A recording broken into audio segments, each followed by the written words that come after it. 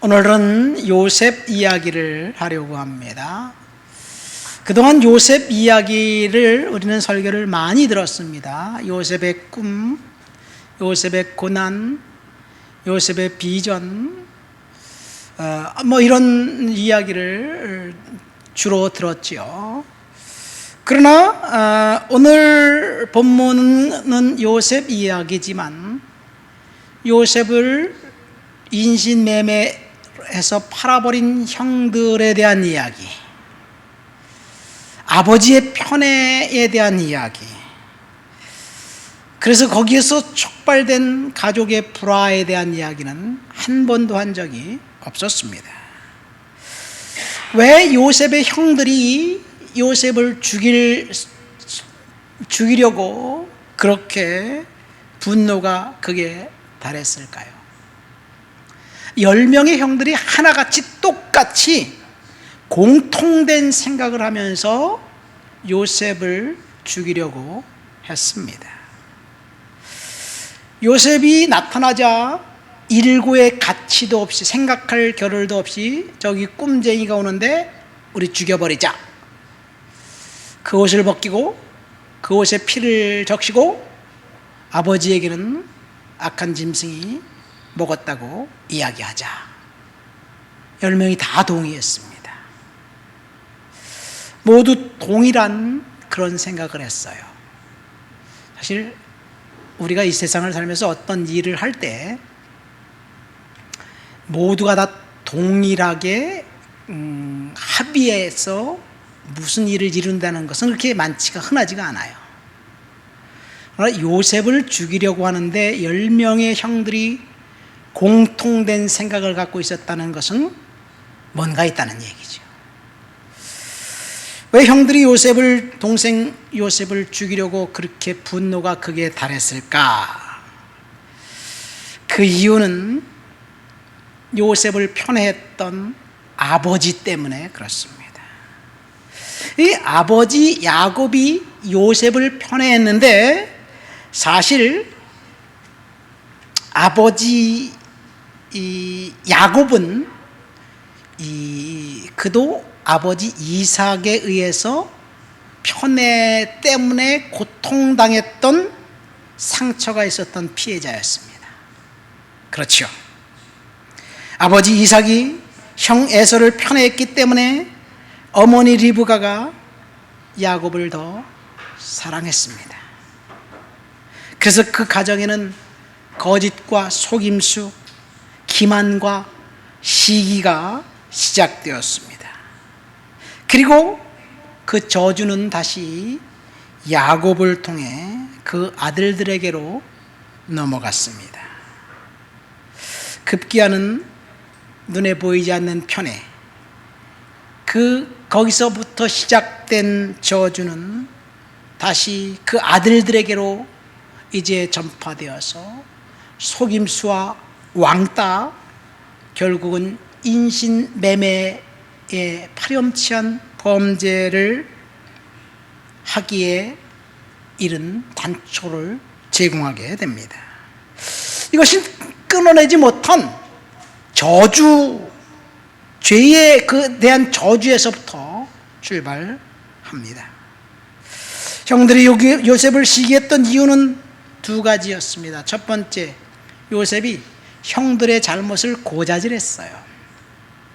형들이 잘못했기 때문에 아버지에게 고자질을 했습니다.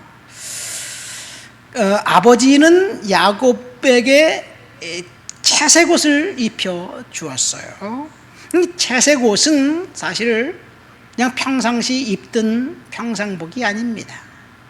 이 채색 옷은 귀족들과 귀족들의 자녀들이 입는 옷이에요. 왕이나 주인이 입는 옷입니다. 아버지가 12명의 아들들 중에 한 명에게 채색 옷을 입혀주었다는 이유는 너희들 잘 봐라, 얘가 우리 집 장자야. 내가 할아버지로부터 아버지로부터 받은 축복을 이 아들에게 물려줄 거야. 그렇게 공공연하게 다른 자식들에게 이야기한 것입니다. 그러니까 이 요셉의 형들은 이 장자가 있었잖아요. 루벤 형을 제껴두고 그것도 10번째 아들이 장자의 그 축복을 받는다는 것에 대해서 도저히 용납할 수 없었습니다. 아버지는 어떤 의도로 채색 옷을 입혔는지 모르지만 어쨌든 그 편애에 대한 분노를 자식들에게 심어줬습니다. 그래도 그때까지만 해도 사실은 요셉을 죽이려고까지는 하진 않았어요. 근데 어느 날 요셉이, 철딱선이 없는 요셉이 꿈을 꾸고 형들에게 이야기하지요. 요셉의 꿈 이야기 때문에 결국 형들의 분노는 크게 달했습니다. 자, 이런 상황이 있을 때 요셉의 형들, 야곱의 다른 아들들이 이제 세겜이라는 곳으로 양떼를 몰고 갔습니다. 세겜이라는 곳으로 몰고 가니까 아버지가 갑자기 불안해지기 시작합니다. 세겜이 어떤 곳입니까? 야곱의 외동딸 디나 사건이 있었던 장소입니다. 세겜이라는 어떤 성추장의 아들이 디나를 사랑해서 잘못된 방법으로 그녀를 소유하려고 하다가 강간을 했습니다. 일단 일을 저지르고 난 다음에 이제 이 디나의 아버지 야곱과 세겜의 아버지 하몰이, 이제 특별히 세겜의 아버지 하몰이 야곱에게 찾아와서 딸을 달라고 요청을 합니다. 혼인 동맹을 맺자, 그렇게 이야기합니다. 그러니까 야곱이 가만히 있다가 아들들이 돌아왔을 때 아들들과 상의하는데 그 요셉의 아들들이 속임수를 쓰지요. 만약 너희 성 중에 있는 모든 남자들이 할례를 받으면 우리가 너희와 우리 딸을 디나를 세겜에게 주겠다, 그렇게 속입니다. 그러니까 세겜은 디나를 사랑한 나머지 성 사람들을 이제 설득해서 모든 남성들이 할례를 받았을 때 이 야곱의 두 아들 시몬과 레이가 세겜성에 들어가서 사람들을 다 죽여버리고 그 성을 약탈한 사건이 있었습니다. 이 일로 야곱은 공포를 느낍니다. 왜냐하면 야곱은 외지인이었습니다. 먼 곳에서 그곳에 찾아와서 새로 정착한 사람들이었어요. 당시 가나안 족속과 여부스 족속들이 이제 성을 이루고 살고 있었는데 그중 한 성인 세겜성을 약탈한 것이 그 주변의 다른 동족들에게 들리니까 가나안 족속과 여부스 족속이 야곱을 이제 쳐들어오면 야곱은 몰살당할 수밖에 없어요. 야곱은 성에 거주하지도 않습니다. 들판에서 양을 치며 살고 있습니다. 그래서 야곱은 지금 생명의 위기를 겪고 있습니다. 그래서 자식들을 데리고 베델로 올라가서 거기서 하나님 앞에 예배합니다. 왜 베델입니까? 야곱이 형님을 피해 도망 다닐 때 그곳에서 하나님을 만났던 장소가 베델입니다. 베델로 올라가 여호와께 제단을 쌓고 그리고 가족들에게 이방 신을 버려라, 그렇게 이야기하고, 그때까지만 해도 야곱의 가족들, 자녀들, 종들에게는 우상들이 있었습니다. 이 야곱의 아내 그 요셉의 어머니 그 라헬이 갖고 있었던 레아와 라헬인가요? 라헬이 갖고 있었던 드라빔도 있었습니다. 어쨌든 우상 신상을 파묻어버리고 베델로 올라가서 하나님 앞에 제사하자, 예배하자. 하나님께서 사면 골로 이제 두려움을 주게 해서 그 가나안 족속들이 야곱을 침략하지 못하고 그 전쟁은 거기서 멈췄습니다. 그런데 요셉의 형들, 야곱의 아들들이 세겜 근처에서 양을 치고 있다니까 갑자기 불안해지기 시작한 거예요. 그래서 야곱이 요셉을 불러서, 야, 형들이 지금 어떻게 지내고 있는지 가서 보고 와라. 내가 불안하다.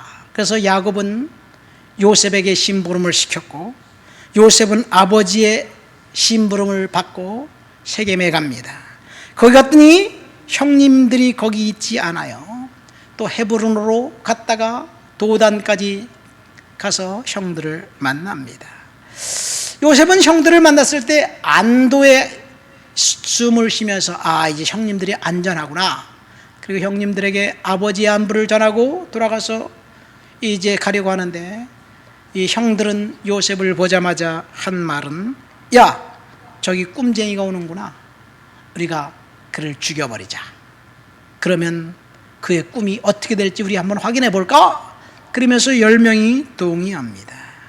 이것이 요셉을 보자마자 한 형들의 대화였습니다. 물론 큰형 루벤이 요셉을 살리려고 물 없는 웅덩이에 던지자 그런 이야기도 했고, 이제 틈을 봐서 요셉을 살려주려 했는데, 그때 마침 지나갔던 미디안 상인들을 보면서 또다시 이스마엘 상인들이 왔을 때 유다의 그 제안에 의해서 동생을 팔아버리고 요셉은 애굽의 노예로 팔려갑니다. 일련의 상황 속에서 하나님이 그 상황을 개입하고 계셨다는 사실을 아무도 눈치채지 못했습니다. 형들은 자신들의 원한을 갚을 분풀이 대상으로 동생을 팔아버렸지만, 하나님은 그 사건을 요셉이 꾼 꿈을 이루는 그런 이 마스터 플랜의 거대한 계획의 출발점으로 삼은 거예요. 지금까지 요셉은 아버지 집에서 판례를 받으면서 살았습니다. 그러나 이제 앞으로 요셉은 하나님의 특별한 훈련을 필요하고, 훈련이 끝나는 날 요셉이 꾼 꿈은 하나님이 성취하게 주실 것입니다. 하나님은 요셉에게서 보호막을 걷어가 버리심으로 거친 들판에서 고된 훈련을 시작하신 것입니다. 그리고 훈련의 강도는 점점 더 강해졌습니다. 이렇게 요셉은 17살에 형들에게 팔려서 30살이 될 때까지 13년 동안 친위대장 보디발의 집에서 노예로 있다가 강간미수범으로 감옥에 갇히게 됩니다. 23년 동안 요셉의 형들이 어떤 삶을 살았는지 성경은 침묵하고 있습니다. 눈에 가시와 같은 동생 요셉이 눈에서 보이지 않기 때문에 마음 편하게 살았는지, 동생을 죽이려 하다가 인신매매로 팔아버렸기 때문에 양심의 가책을 받아 번민하면서 시간을 보냈는지 아무도 모릅니다. 아버지가 비통해하는 것을 보고 양심의 가책을 느꼈을까요? 그런데 한 가지 확실한 사실은, 가해자는 2다리 쭉 뻗고 편하게 살고 피해자는 고통과 번민 속에 산다는 것, 이것이 오늘날 우리 시대의 화두입니다. 요셉은 고통과 번민과 갈등 속에서 치열하게 삶을 살았지만, 형들은 아마도 마음 편하게 2다리 쭉 뻗고 살지 않았을까 생각됩니다. 가해자가 오히려 더 당당하고 떳떳하게 큰 소리치면서 사는 사람, 이것이 오늘 세상의 이야기이기도 합니다. 이 세상은 그렇게 작동되고 있습니다. 왜 그렇습니까? 이 세상의 주인은 사탄이기 때문에 그렇습니다. 가해자는 뻔뻔하게 잘 살고 피해자는 비참한 고통 속에서 살 수밖에 없는 세상, 사탄이 주인인 세상이기 때문에 그래요. 파렴치한 사람들이 잘 되고 범죄한 사람들이 떵떵거리면서 잘 사는 나라가 지금 이 세상에 법이 작동하는 시대입니다. 이 법은 범죄자의 인권을 더 보호해 줍니다.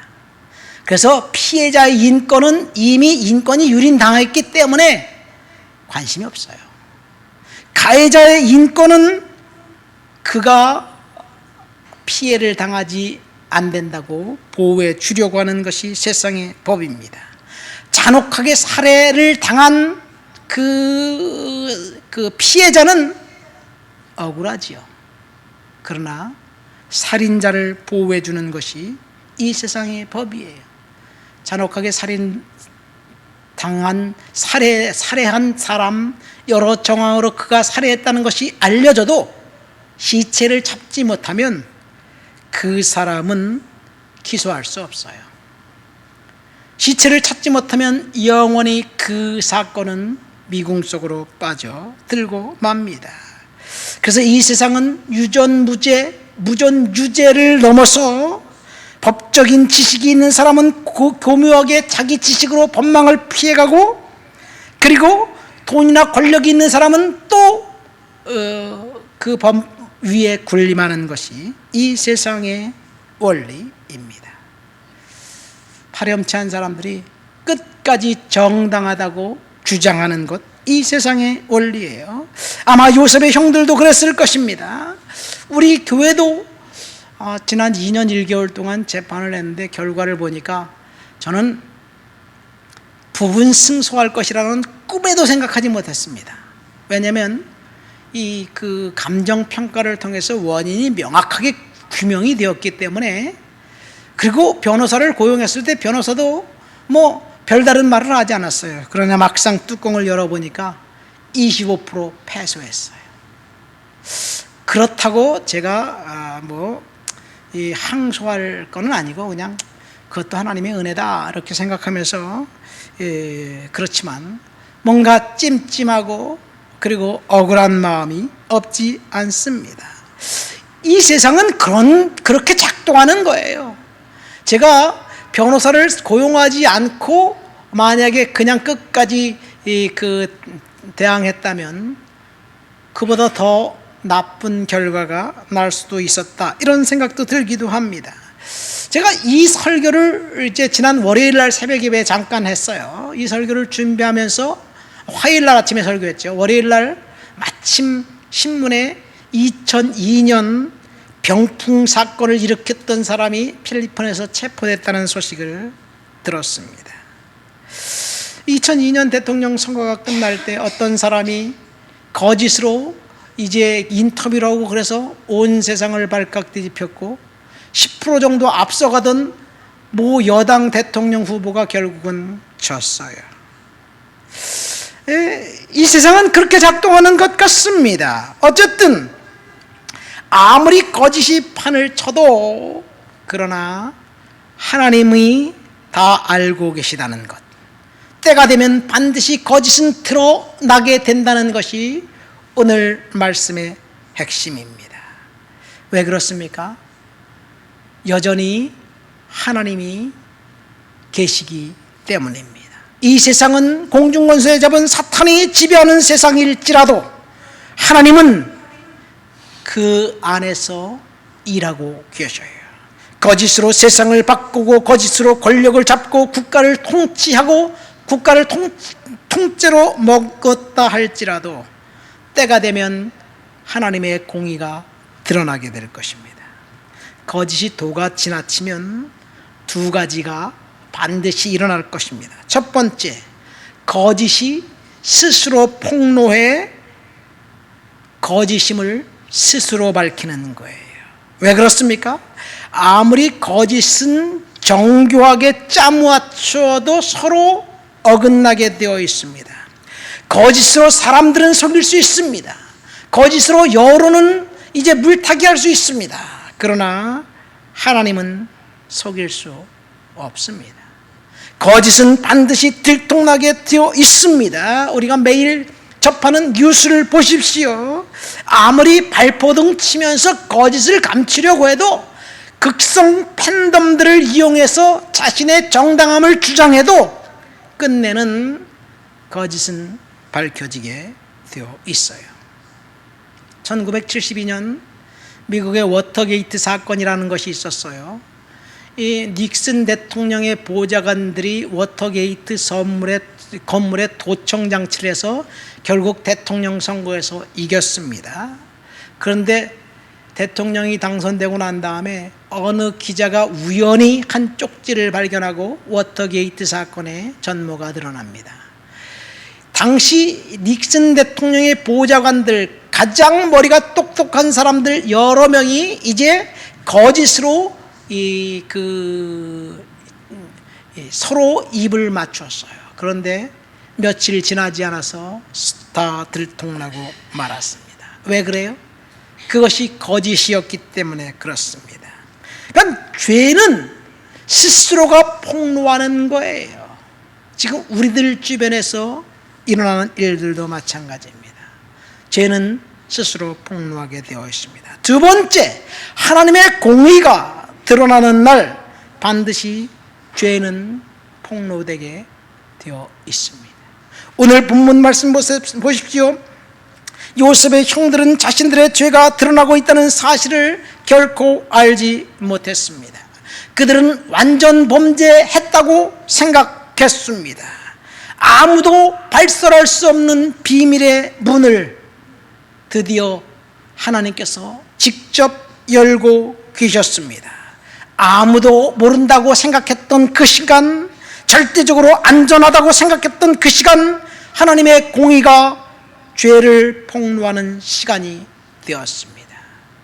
요셉이 13년 동안 이제 노예와 감옥의 죄수로 있었고 7년의 풍년이 지나고 2년의 흉년 기간이 지났을 때 애굽뿐만 아니라 주변의 모든 지역이 다 블랙홀처럼 양식이 떨어지고 사람들이 고통받게 되었을 때 이것을 하나님께서 요셉을 꿈을 성취하기 위한 하나의 사건으로 이제 D-Day를 잡고 하나님께서 일하고 계셨습니다. 이것을 통해서 우리는 두 가지를 알 수 있습니다. 첫 번째, 하나님 앞에서 완전 범죄는 없다는 사실입니다. 하나님의 공의가 반드시 드러나게 된다는 사실입니다. 죄는 요셉의 형들이 저지른 인신매매 범죄만 의미하지 않습니다. 그 죄를 저지르도록 이제 조장한 아버지 야곱의 편애한 죄는 더 크고 더 근원적인 죄였습니다. 본문을 보십시오.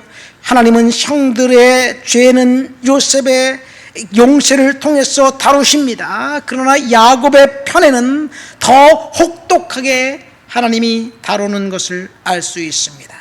두 번째, 하나님께서 주신 꿈과 비전은 반드시 성취된다는 이야기입니다. 요셉이 꾼 꿈, 요셉의 꿈이 아니라 하나님의 꿈이었습니다.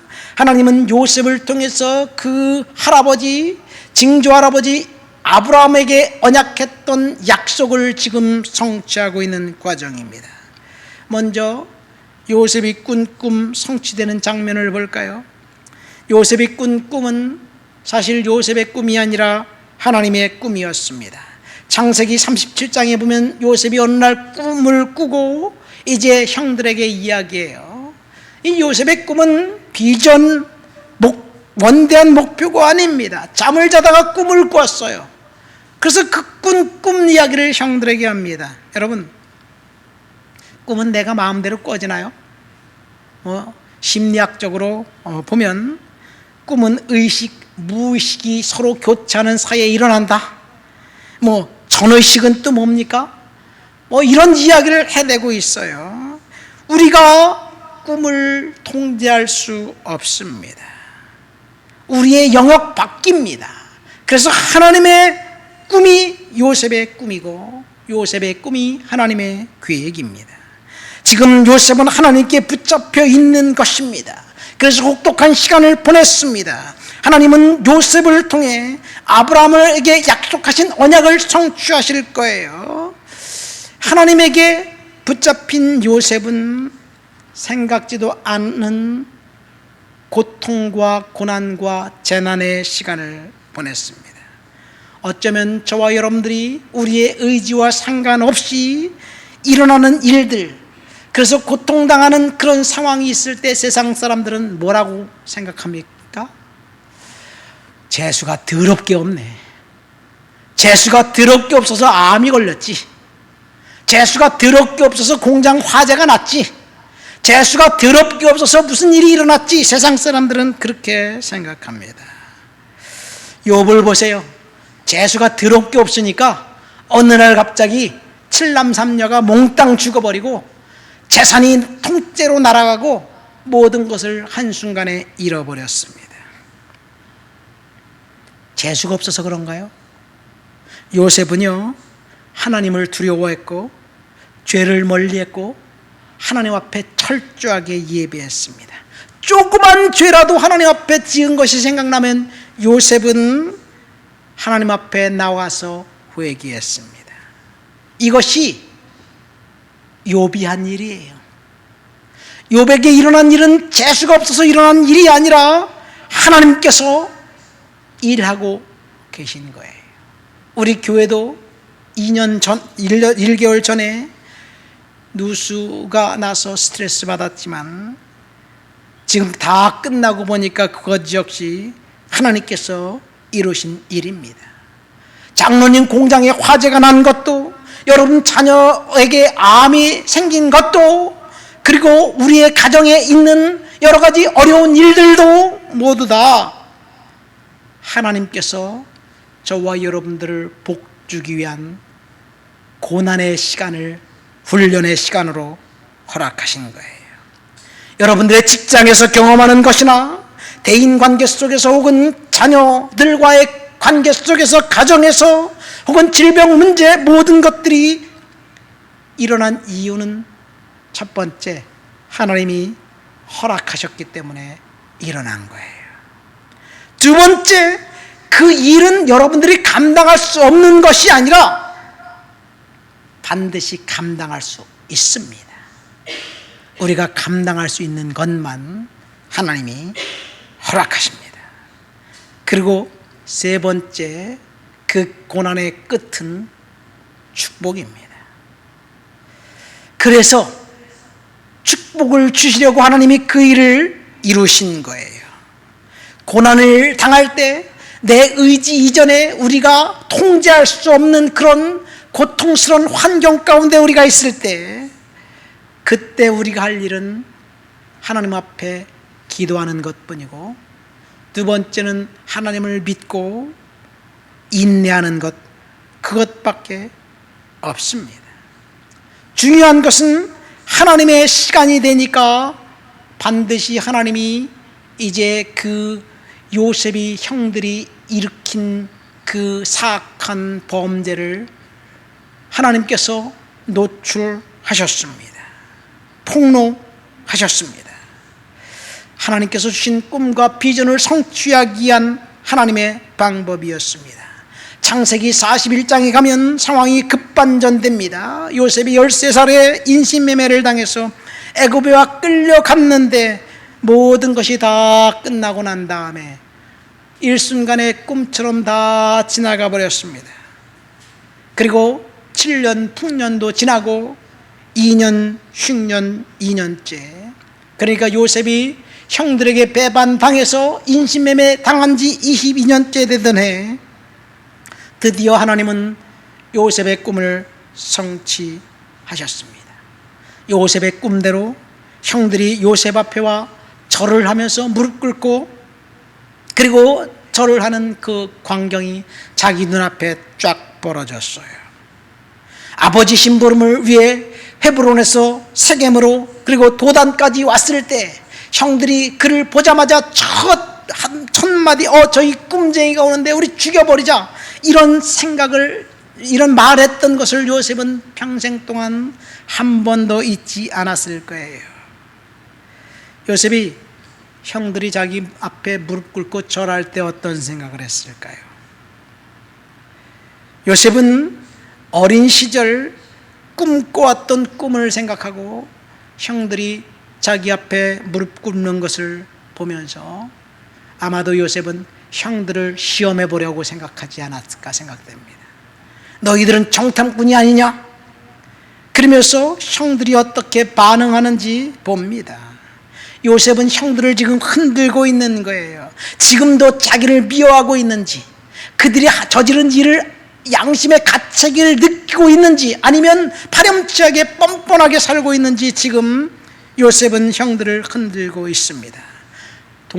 막내 동생 베냐민이 오지 않은 것을 빌미로 정탐꾼이라고 이야기하면서 이 시몬을 오게 가두니까 이 형들이 뭐라고 이야기합니까? 우리가 아우의 일로 말미암아 범죄하였도다.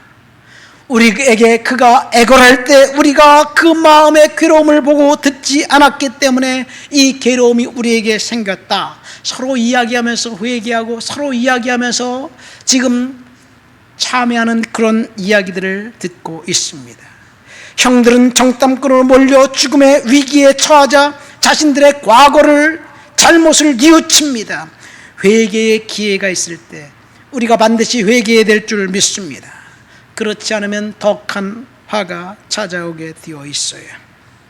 동생 요셉을 죽이려고 했던 형들은 위기를 겪으면서 자기의 잘못을 뉘우칩니다.